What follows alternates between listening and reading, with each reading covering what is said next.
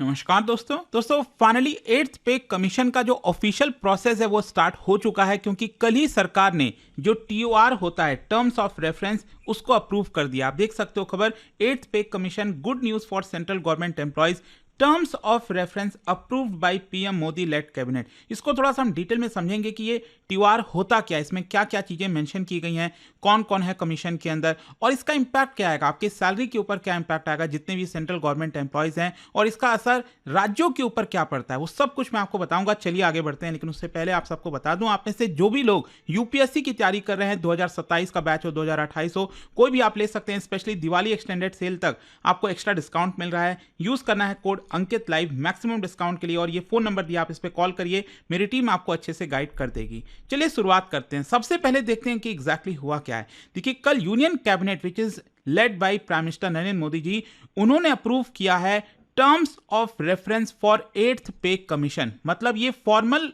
Process आप कह सकते हैं, formal beginning of the process of revise pay. Last time जो 2016 में जो पे में चेंजेस हुए थे, उसमें फाइनली अब जाकर बड़ा असर आने वाला है। और जो एट्थ पे कमीशन है वो बेसिकली इन सारी चीजों पर फोकस करेगा। जो पे स्केल है वो कितना होगा, जो अलाउंसेज हो गए जैसे एचआरए वगैरह हो गया, पेंशन स्ट्रक्चर कैसा होगा, सर्विस कंडीशंस कैसे होंगे, और ध्यान रखिएगा इसका पूरा असर 50 लाख सेंट्रल गवर्नमेंट एम्प्लॉयज पर आएगा, और 68 लाख जो पेंशनर्स हैं उनके ऊपर भी आएगा, और इनडायरेक्ट तरीके से स्टेट गवर्नमेंट एम्प्लॉयज के ऊपर भी असर करेगा, क्योंकि जो भी सेंट्रल पे कमीशन रेकमेंड करती है उसी के हिसाब से ज्यादातर राज्य भी अपना मॉडिफिकेशन करते हैं। तो पूरे देश भर में जितने सरकारी कर्मचारी हैं उनके ऊपर यह असर आने वाला है। अच्छा, ये जो पे कमीशन का सिस्टम है, आप सब जानते हैं, इंडिपेंडेंस के जस्ट बाद से ही स्टार्ट हो गया था, ताकि जो सरकारी एम्प्लॉयज हैं उनको भी प्रॉपर स्ट्रक्चर, जो सैलरी स्ट्रक्चर है उनका भी बनता रहे, क्योंकि नॉर्मली प्राइवेट सेक्टर के अंदर हर साल यहां पर बढ़ोतरी होती है। तो उसी प्रकार से जो गवर्नमेंट एम्प्लॉयज हैं उनका भी इन्फ्लेशन के हिसाब से, इकोनॉमिक ग्रोथ के हिसाब से, लिविंग कॉस्ट के हिसाब से पे स्ट्रक्चर चेंज होना चाहिए। तो जो पहला सेंट्रल पे कमीशन है वो आपका 1946 में कॉन्स्टिट्यूट हुआ था और 1947 में इंप्लीमेंट हुआ था। उसी तरह आप देख सकते हैं हर 10 साल में आपको ये देखने को मिलता है। लेकिन इस बार आप देखोगे ना, जो एट्थ पे कमीशन है वो बेसिकली 2025 में इसका टर्म्स ऑफ रेफरेंस अप्रूव किया गया है।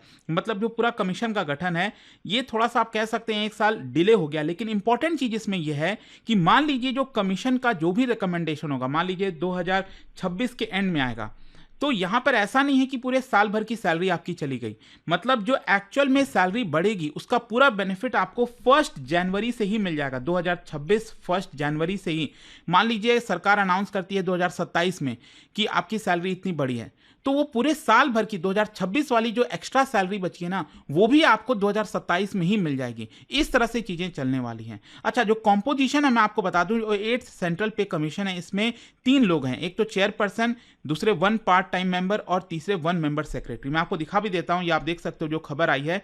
जो जज हैं आप देख पाएंगे, फॉर्मर सुप्रीम कोर्ट जज रंजना देसाई, उनको चेयरपर्सन नियुक्त किया गया है। इसके अलावा यहां पर प्रोफेसर पुलक घोष, वो बेसिकली पार्ट टाइम मेंबर हैं इस कमीशन के, और senior IAS officer Pankaj Jain, उनको अपॉइंट किया गया है एज अ मेंबर सेक्रेटरी। और जो कमीशन है उनको 18 महीने का वक्त दिया गया है कि 18 महीने में आप रिकमेंडेशन दीजिए। तो इसीलिए मैं आपसे कह रहा हूं कि मान लीजिए अगर 2026 के एंड में भी इनके द्वारा रिकमेंडेशन आता है, तो जो भी सैलरी इंक्रीज होगी ना, वो एक्चुअली रेट्रोस्पेक्टिव लगेगा। 1 जनवरी 2026 से ही ये लागू हो जाएगा, भले ही यहां पर रिकमेंडेशन बाद में क्यों ना आए। मतलब साल भर की सैलरी एक साथ मिल जाएगी, आप ये कह सकते हैं, जो एक्स्ट्रा सैलरी है।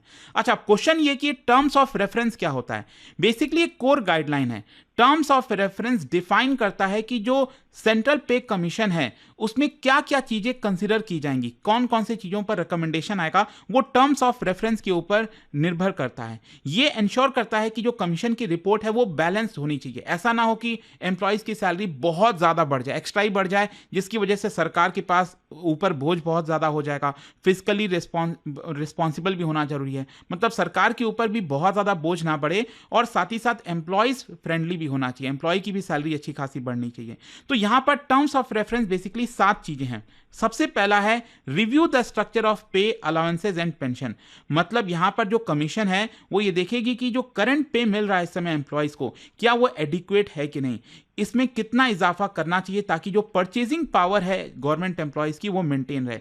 मतलब 10 साल पहले अगर आप मान लीजिए 100 रुपए में 2 किलो एप्पल खरीदते थे, तो आज वही 2 किलो एप्पल मान लीजिए 160 रुपए में, 170 रुपए में मिल रहा है, तो वो आप खरीद पाओ। आप समझ रहे हो? मतलब आपकी परचेजिंग पावर जो है वो मेंटेन रहे, ये सबसे पहली कोशिश रहेगी पे कमीशन की। दूसरा है economic condition and fiscal prudence. मतलब जो कमीशन है उनको इंश्योर करना पड़ेगा कि जो भी रिकमेंडेशन हो वो कहीं भारत का फिस्कल हेल्थ ना बिगाड़ दे। मतलब सरकार के पास जितना रेवेन्यू आता है, सरकार जो खर्च करती है, ऐसा ना हो कि पूरा का पूरा खर्चा जो है सरकार बस सैलरी में ही डुबा दे। तो ये थोड़ा सा कमीशन को देखना होगा। हाँ, साथ ही साथ अफोर्डेबिलिटी और सस्टेनेबिलिटी के ऊपर फोकस करना होगा जो सेंटर और स्टेट गवर्नमेंट है, क्योंकि सेंट्रल गवर्नमेंट इसको लागू करेगी, राज्य सरकार भी देखेगी वो भी कितना बदलाव कर सकती है, राज्य जो सरकारी कर्मचारी हैं। फिर तीसरा है ensure resources for development expenditure. मतलब जो टर्म्स ऑफ रेफरेंस में एक्सप्लिसिटली मेंशन किया गया है उसमें यह कहा गया है कि कमीशन को यह देखना चाहिए कि जो भी सैलरी इंक्रीज हो रही है, ऐसा ना हो कि बजट में ज्यादातर पैसा सैलरी की तरफ डाइवर्ट हो जाए और जो वेलफेयर प्रोग्राम है सरकार के, डेवलपमेंट प्रोग्राम है, वो सफर करे। जैसे कोई भी स्कीम सरकार मनरेगा लेकर आ रही है या फिर फ्री फूड प्रोग्राम लेकर आ रही है, फ्लाईओवर बनाना है, सरकार को सड़क बनाना है, तो जो डेवलपमेंट प्रोग्राम्स हैं वो भी हार्म नहीं होना चाहिए और साथ ही साथ सैलरी भी बढ़नी चाहिए। चौथा है यहाँ पर assess the burden of non contributory pension scheme. क्या है कि आज के डेट में आपने देखा ही होगा कि इसको लेकर काफ़ी डिबेट हुआ, काफ़ी हंगामा भी हुआ। न्यू जो पेंशन का स्ट्रक्चर है, मतलब पुराना वाला पेंशन सिस्टम चलना चाहिए या नया वाला सरकार लाना चाहती है। यूनिफाइड पेंशन सिस्टम आपको पता ही है सरकार लेकर आई। तो सरकार बेसिकली चाहती थी कि हर साल क्या होता है कि जो भी सरकारी एम्प्लॉय रिटायर होते हैं तो जो भी सरकार का बजट होता है ना, उसमें से पेंशन दिया जाता था।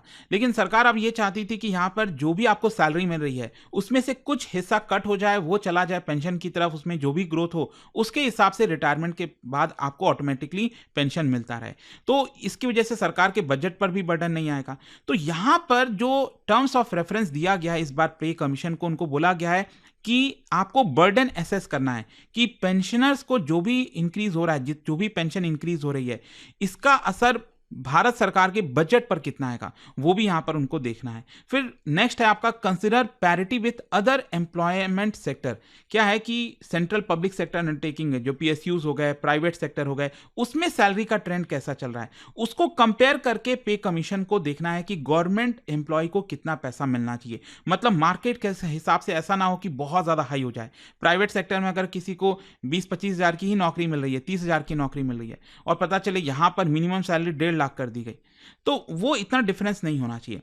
फिर इसके अलावा estimate impact on state finances. मैंने आपको बताया ना, जो भी सेंट्रल पे कमीशन रेकमेंड करती है उसको काफी हद तक, कुछ हद तक चेंज करके राज्य सरकार भी इंप्लीमेंट करती है, अडॉप्ट करती है, तो राज्य सरकार के ऊपर भी बहुत ज्यादा इंपैक्ट ना आए। और इसके अलावा रैशनलाइजेशन एंड सिंप्लीफिकेशन। मतलब कोशिश ये होनी चाहिए पे कमीशन की कि जो पे और पेंशन का स्ट्रक्चर है उसको और कितना सिंप्लीफाई किया जाए ताकि लोगों को अच्छे से समझ में आए, कोई दिक्कत ना हो और इसमें कोई गड़बड़ी ना हो। तो ये होता है आपका टर्म्स ऑफ रेफरेंस जो कि दिया गया है इस बार के पे कमीशन को। अच्छा, इसका इंप्लीमेंटेशन टाइमलाइन मैंने आपको बता दिया कि इनको रिपोर्ट सबमिट करना है 18 महीने के अंदर। मतलब समय दिया गया है मिड 2027 तक, लेकिन गवर्नमेंट का डिसीजन हो सकता है 2027 में आए, हो सकता है 2028 में आए। लेकिन जो भी सैलरी इंक्रीज होगी ना, वो बढ़ोतरी वाली सैलरी आपकी 1 जनवरी 2026 से मोस्ट प्रोबेबली लागू हो जाएगी।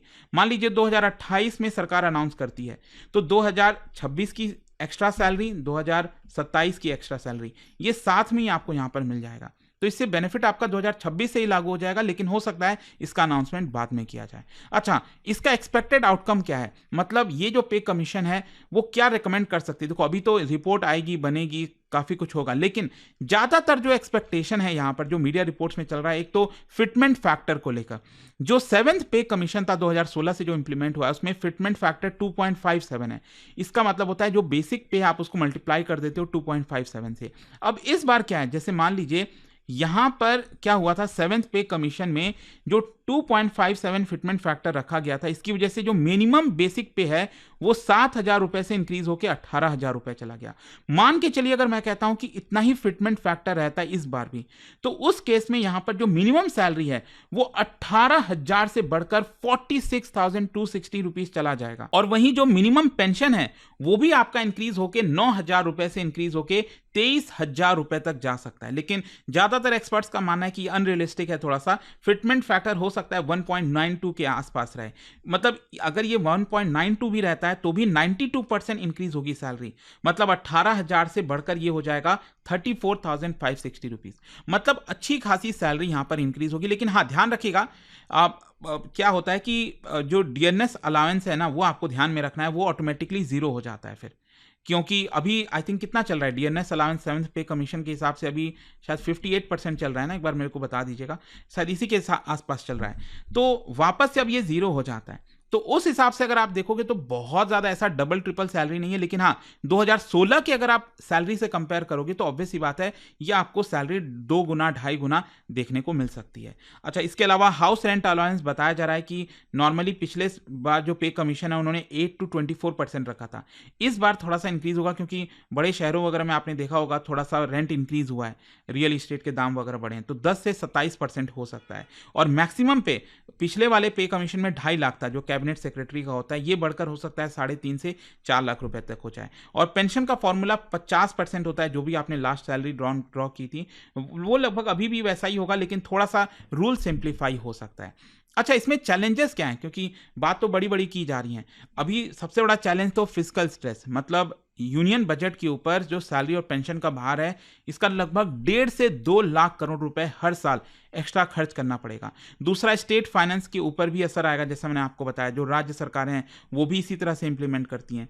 फिर बैलेंसिंग एक्सपेक्टेशन, एक तरफ एम्प्लॉय यूनियन से जिनकी फिटमेंट फैक्टर हायर जाए वो डिमांड ज़्यादा है, दूसरी तरफ फाइनेंस मिनिस्ट्री का कोशिश यही रहता है कि फिजिकल रिस्ट्रेंट हो, कहीं बहुत ज़्यादा पैसा ना चला जाए। इसके अलावा पब्लिक परसेप्शन भी, मतलब लार्ज पे जो हाइक होता है गवर्नमेंट स्टाफ का, वो क्रिटिसिज्म इनवाइट कर सकता है प्राइवेट सेक्टर से। प्राइवेट सेक्टर वर्कफोर्स यहाँ पर क्रिटिसाइज कर सकते हैं कि देखिए गवर्नमेंट की सैलरी इतनी बढ़ रही है, वो हो रहा है। तो काफ़ी कुछ है, अब देखना होगा कि किस तरह से चीज़ों को बैलेंस किया जाता है। बट डेफिनेटली यहाँ पर जो फॉर्मल शुरुआत है एक तरह से 8th पे कमीशन का, वो अब यहाँ से स्टार्ट हो चुका है। जाने से पहले एक बहुत ही इंटरेस्टिंग क्वेश्चन, क्या बता सकते हो इनमें से कौन कौन सा आइटम्स इंक्लूड किया जाता है while calculating physical deficit of union government, ये आपको बताना है। और इसका राइट आंसर आप सब जानते हैं, मेरे इंस्टाग्राम पर तो मिलेगा ही, वहां पर अगर आप नहीं हो कोई बात नहीं, टेलीग्राम से ले सकते हैं इसका सही उत्तर। और दोस्तों, जैसा मैंने आपको बताया, अगर आप यूपीएससी की तैयारी कर रहे हैं, कोई भी बैच चाहते हैं, आपको बस यूज करना है ये कोड अंकित लाइव, लिंक कमेंट सेक्शन में दिया हुआ है। कोई भी डाउट है बैच से रिलेटेड, ये फोन नंबर है, आप कॉल करिए, मेरी टीम आपको अच्छे से गाइड कर देगी। स्टडी IQ IAS, आपका सिलेक्शन हमारा मिशन।